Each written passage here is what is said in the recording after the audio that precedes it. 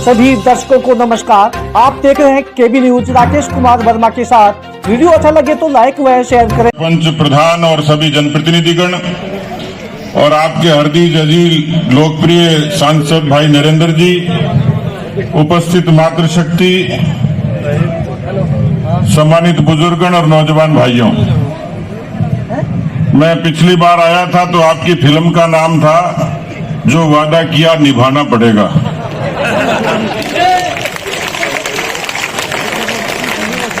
मेरे सामने बड़ी दुविधा थी।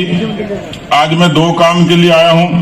स्वर्गीय राम कुमार गुर्जर जी को श्रद्धांजलि देता हूं और आपको भी धन्यवाद देने के लिए आया हूं। आपने छोटे भाई धर्मपाल का कुंवारपना उतार दिया।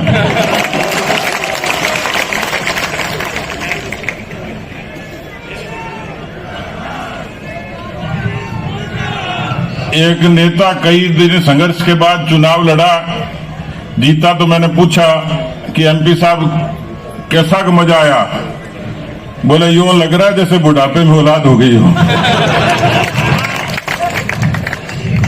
तो देखिए, संघर्ष धर्मपाल जी का बहुत बड़ा था। 4 बार हो गई क्या या 5 बार?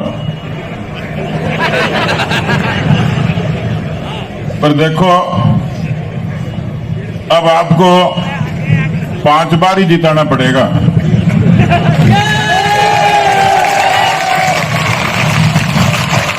नहीं तो लाके जाएंगी सौगन है,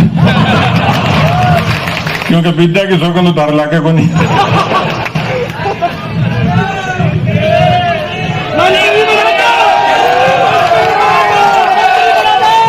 अरे मैं समझू थारी बात।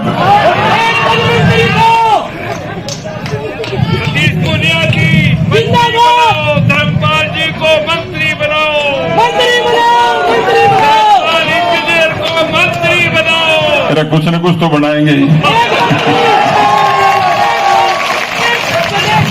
और एक बात है, जितने लोग बैठे इनमें से किसी न किसी की पर्ची जरूर निकलेगी। आपका वादा हम निभाएंगे। मैं इतना निवेदन करना चाह रहा हूं कि आप सब लोगों ने, क्योंकि कुंवारपना उतारा तो आसानी से नहीं उतारा, बहुत मेहनत करनी पड़ी और पत्थर में से पानी निकालना पड़ा। क्योंकि मैं हर बार ही आता था और ये मंशा लेके आता था कि भाई धर्मपाल जीते, तो ये समझ में आ गया कि आप लोग परीक्षा पूरी लेते हो। तो आदमी का कलेजे को दाद देनी चाहिए। एक बार धर्मपाल की जोरदार ताली बजाओ।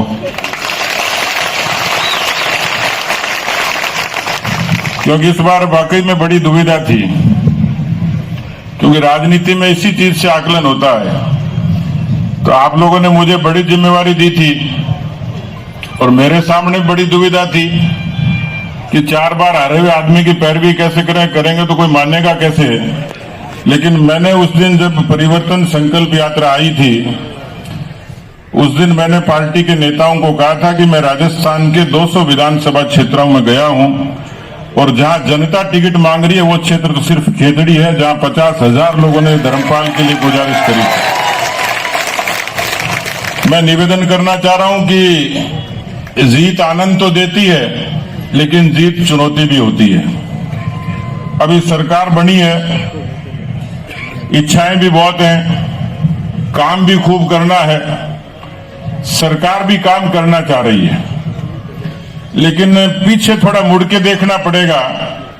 इससे पहले जो कांग्रेस पार्टी की सरकार रही है वो 6 लाख करोड़ का कर्जा छोड़ के गई है। आपके माथे पर हर आदमी के 70-80 हजार रुपए का कर्जा है। 11 लाख मुकदमे छोड़ के गई है। इस राजस्थान में 19 बार के पेपर लीक छोड़ के गई है।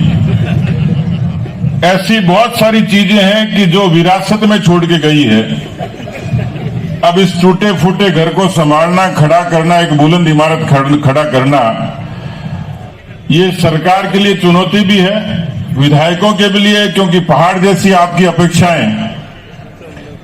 लेकिन मैं आपको निवेदन करना चाह रहा हूं कि हम इन सारी चुनौतियों का मुकाबला करेंगे। उसमें आप सब लोगों का सहयोग चाहिएगा, संयम चाहिएगा। क्योंकि जिस वायदे और भरोसे के साथ भाई धर्मपाल यहां विधायक बने हैं, ये हमारे पार्टी के दूसरे विधायक भी हैं। मैं इतना निवेदन करना चाह रहा हूं कि देखिए, भारतीय जनता पार्टी के फैसले को समझ लीजिए। हिंदुस्तान में पहले एक धारणा थी कि केवल एक पार्टी राज कर सकती है। ठीक नहीं थी।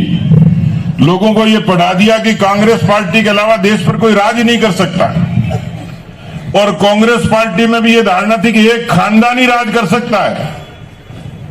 लेकिन हिंदुस्तान की जनता को धन्यवाद दूंगा जिन्होंने इस वंशवाद, परिवारवाद और भ्रष्टाचार के खिलाफ 2014 में नरेंद्र मोदी जी को प्रधानमंत्री पद के रूप में अपना जन समर्थन दिया था।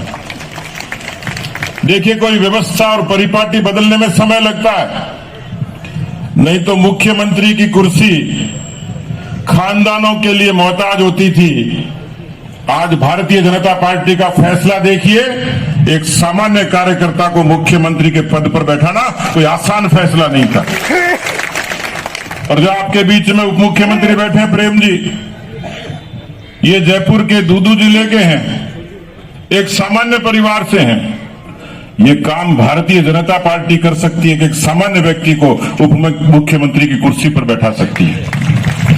और इसलिए ये पहला बदलाव है, ये संकल्प है पहला, ये प्रतिबद्धता है कि एक आम आदमी भी बड़ी कुर्सी पर बैठ सकता है। और बड़ी कुर्सी पर जब आम आदमी बैठता है तो ये तय मानिए कि किसानों की और आम आदमी की संवेदनाओं के साथ वो उस प्रतिबद्धता के साथ काम करेंगे।